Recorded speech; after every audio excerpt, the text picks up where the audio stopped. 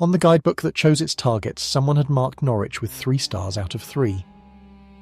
In the spring of 1942, German bombers came back to a city they had flown past for 2.5 years of war.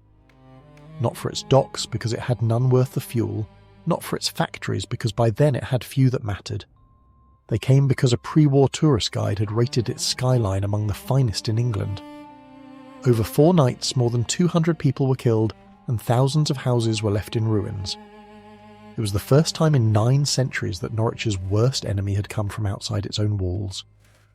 The images in this film are AI-assisted reconstructions, attempts to make visible a city that reinvented itself twice and was punished, in the end, for how beautiful it had become.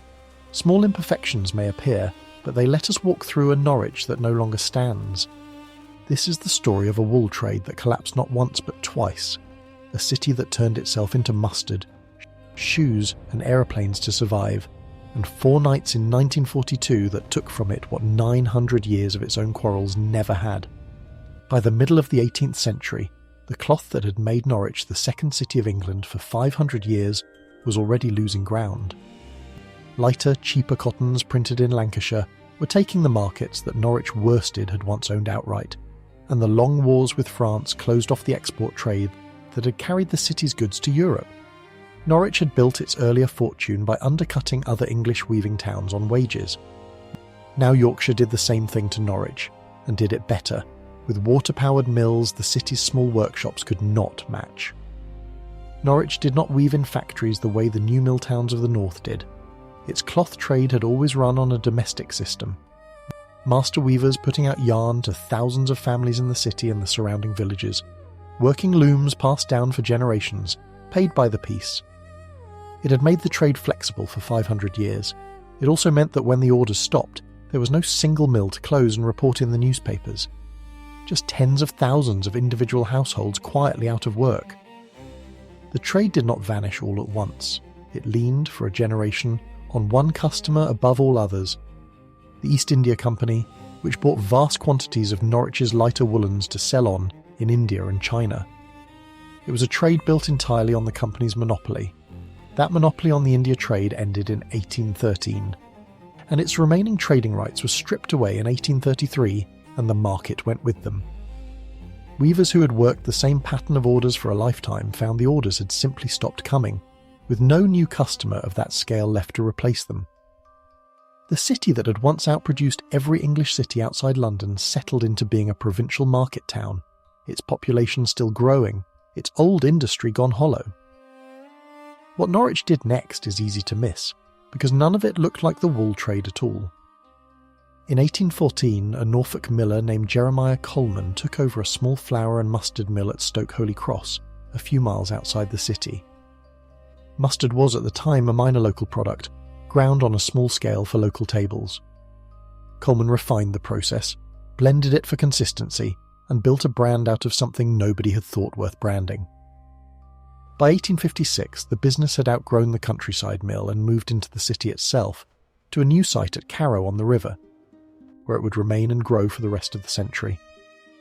The company built housing, a school and a medical department for its workers around the factory, at a time when few employers anywhere in England did so, and within decades Colman's yellow tin was known in kitchens across the country. It employed thousands of Norwich workers in a trade that had nothing whatsoever to do with cloth, and it is still made at Carrow today. Around the same years, a small workshop with roots reaching back to 1792 was growing into what would become Start-rite, a maker of children's shoes.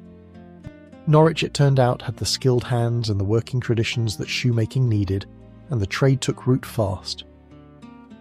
By the early 20th century, the city held more than 30 separate shoe factories, and Norwich-made footwear was sold across the country under dozens of local names.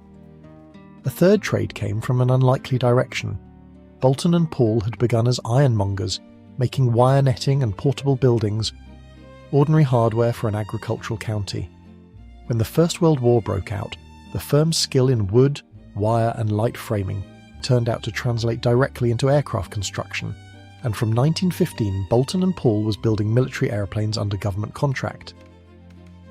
Through 2 world wars, Norwich, a city that had made its name in wool, found itself also making the machines of an entirely new century.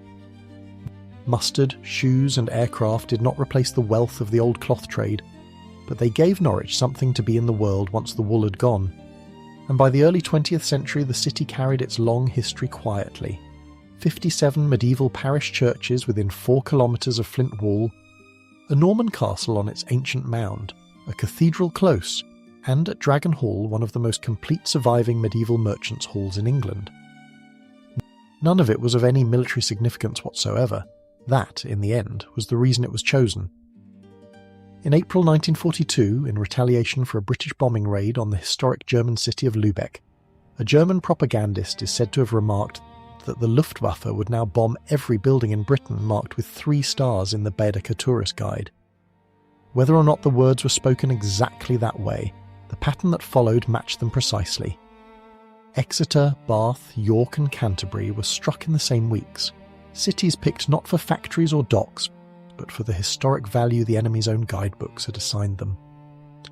Norwich was hit on the nights of the 27th and 28th of April, again 2 nights later, again on the 8th and 9th of May, and a final time on the 26th and 27th of June. The April raids alone killed 222 people. Across the whole campaign, more than 1,600 civilians died in Britain's Baedeker cities, and over 50,000 houses were damaged or destroyed.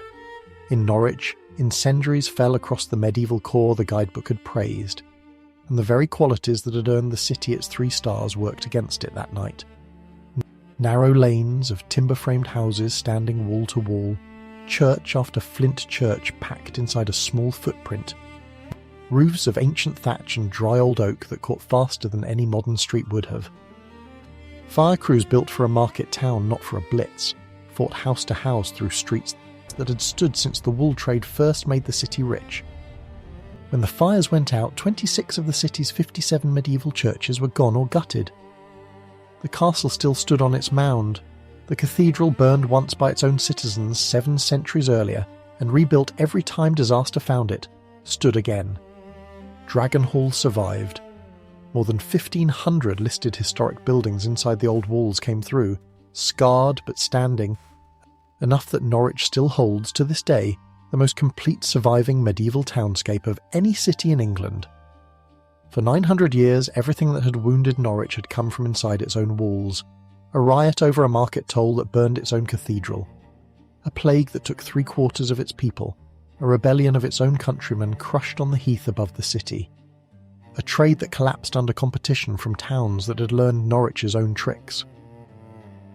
In the summer of 1942, for the first time since a Danish raider called Sween had put it to the torch 9 centuries before, the enemy came from outside.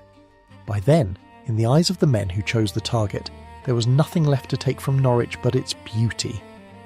They took what they could of that over 4 nights, and the city, as it had every time before, began once more to rebuild.